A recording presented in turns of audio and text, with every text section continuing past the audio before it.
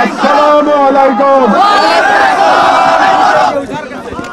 দীর্ঘ 6 বছর প্রবাসে নির্বাসনে থাকার পর আপন মাতৃভূমিতে আসতে পেরে মহান আল্লাহ তাআলার দরবারে হাজার শুকরিয়া জ্ঞাপন করছি। আলহামদুলিল্লাহ।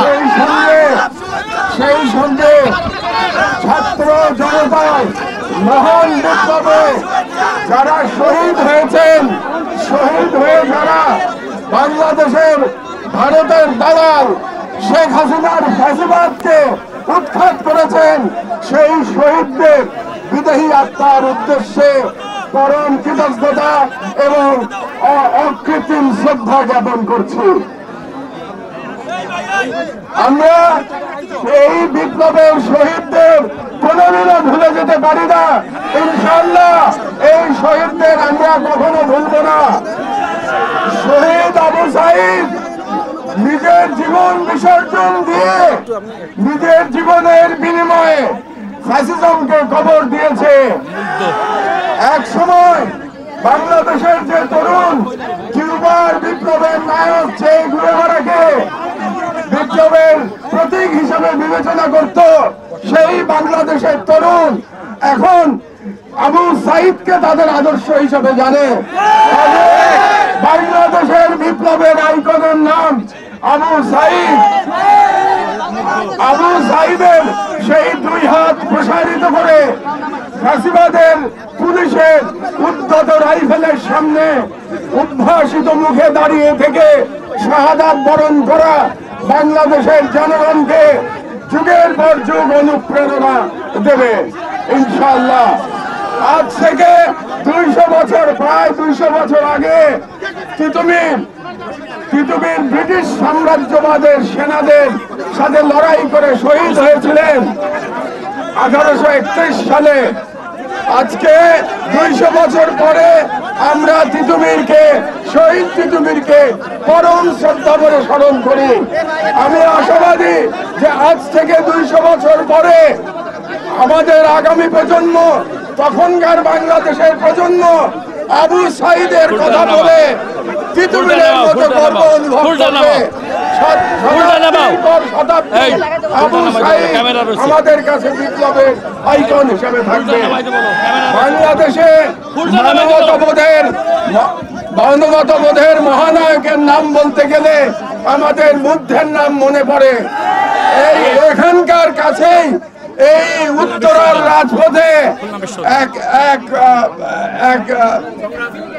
রাজপথে এক সুদর্শন তরুণ পরম মমতায় রাস্তায় দৌড়ে বেরিয়েছে আর বলেছে পানি লাগবে ভাই। ওই দৃশ্য মনে করলে আমি আবেগ রাখতে পারি না। কাজেই মুগ্ধ আমরা আল্লাহর কাছে রহমত প্রার্থনা করি, আল্লাহ যেন মুগ্ধকে উত্তম পুরস্কার দান করেন।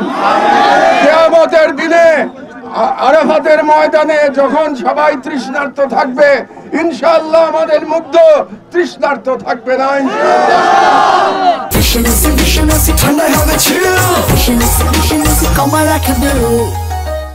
আমি আরো ভুলতে পারি না 7 বছরের এক শিশু যে এই বিপ্লবে অংশগ্রহণ করার জন্য তার মাকে নিয়ে রাজপথে নেমে এসেছিল। সে আবু সাঈদের কথা বলতে গিয়ে আবেগে কেঁদে সে তার মাকে জড়িয়ে ধরেছিল। আমি সেই শিশু এবং তার মাকে আমার শ্রদ্ধা এবং কৃতজ্ঞতা জানাই।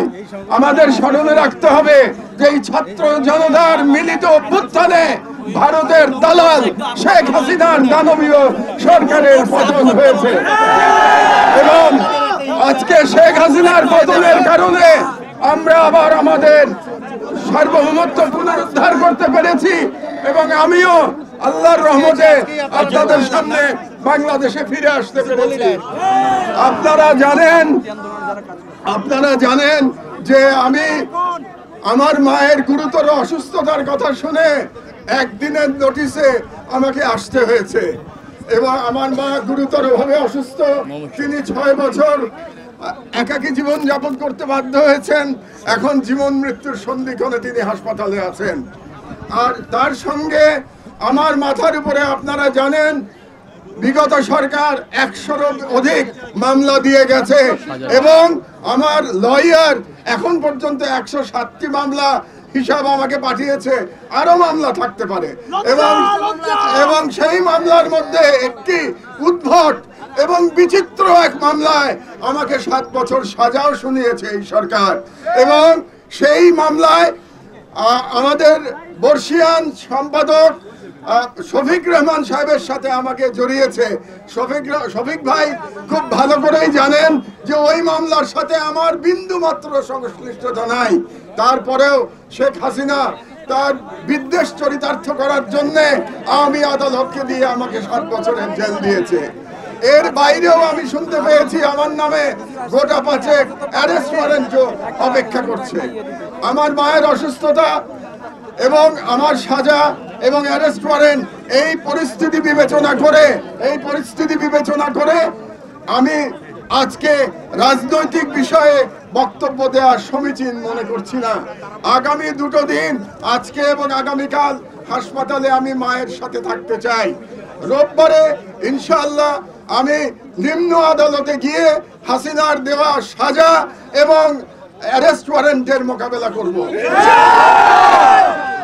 একটু এমনও হতে পারে ভাইয়েরা যে ও আদালত থেকে আমাকে কারাগারে যেতে হতে পারে, কিন্তু সেটা নিয়ে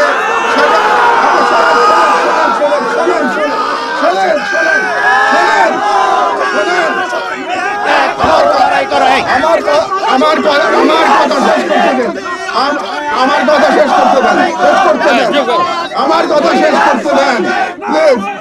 করতে দেন। এবং সেই রকম আশঙ্কায় আমি বিন্দু মাত্র বিচলিত নই। আপনারা জানেন শেখ হাসিনার আমলে আমি 5 বছর কারাগারে ছিলাম। এই আমলে 5 মাস কারাগারে থাকতে আমার কোনো সমস্যা নাই। হ্যাঁ, আমার বয়স হয়েছে, আমি বুড়ো হয়ে গেছি, কিন্তু জেলে থাকার মতো মানসিক এবং শারীরিক শক্তি এখনো আমার আছে। আপনারা এটা নিয়ে একদম বিচলিত হবেন না, একদম উদ্বিগ্ন হবেন না। আইনকে তার রাস্তায় যেতে দিন, আমাকে আমার মতো করে আপনারা লড়াই করতে দিন। আপনারা জানেন গত 16 বছর ধরে ফ্যাসিবাদী সরকারের বিরুদ্ধে আমি আমার মতো করে ব্যক্তিগত পর্যায় থেকে লড়াই করে গেছি। রাজনৈতিক দল বিএনপি বলেন, জামাত বলেন, অন্যান্য দল বলেন, তারা তাদের মতো করে লড়াই করেছে, আর আমি লড়াই করেছি আমার মতো করে এবং আমার দেশ পরিবারকে সঙ্গে নিয়ে। আমার লড়াই ছিল বুদ্ধিবৃত্তিক লড়াই, আমার লড়াই ছিল কালচারাল লড়াই। আজকে আপনাদের সাথে আমি এই বিষয়ে দীর্ঘ আলোচনা করতে পারছি না, এর কারণ আপনারা বুঝতে পারছেন। তবে আমি আশাবাদী যে জেল থেকে মুক্ত হওয়ার পরে আরো বড় পরিসরে আপনাদের সাথে আমার দেখা হবে ইনশাআল্লাহ। আপনাদের সাথে সেদিন আমি বাংলাদেশের বর্তমান রাজনৈতিক পরিস্থিতি, ভারতীয় আগ্রাসন এবং বাঙালি মুসলমানের সংস্কৃতি এবং বাঙালি মুসলমানের সাংস্কৃতিক লড়াই নিয়ে আপনাদের সাথে আমি বিশদ আলোচনা করব। পরিশেষে আজকে যারা আপনারা কষ্ট করে এখানে এসেছেন, আমার মতো একজন অতি নগণ্য মানুষকে স্বাগতম জানানোর জন্য, আমাকে শুভেচ্ছা জানানোর জন্য তাদেরকে আমি আমার অন্তরের অন্তঃস্থল থেকে আমার কৃতজ্ঞতা জানাচ্ছি। আপনাদের কাছে শুধু একটাই আমার অনুরোধ, আপনারা আমার অসুস্থ মায়ের জন্য দোয়া করবেন। আর সর্বশেষ কথা গুরুত্বপূর্ণ, এই কথাটা মনোযোগ দিয়ে শুনুন, আপনারা চুপ করে শুনুন, স্লোগান না দিয়ে শুনুন। সেটা হলো পরাজিত ফ্যাসিবাদ বিদেশে বসে তার বিদেশি বন্ধু, বিদেশি প্রভু, তার কোনো বিদেশি বন্ধু নাই, তার বিদেশি প্রভু এবং বাংলাদেশের এজেন্টদের দিয়ে বিপ্লবকে নস্যাৎ করার অপচেষ্টা চালাচ্ছে। আপনাদের কাছে আমার সনির্বন্ধ অনুরোধ, একজন সিনিয়র সিটিজেন হিসেবে এবং আপনাদের লড়াইয়ের সাথী হিসেবে আমার অনুরোধ যে আপনাদের মধ্যে যেন কোনো অনৈক্য না আসে, কোন রকম অনৈক্যের ফাটল ধরে যেন ফ্যাসিবাদ আবার বাংলাদেশে মাথাচাড়া দিয়ে উঠতে না পারে।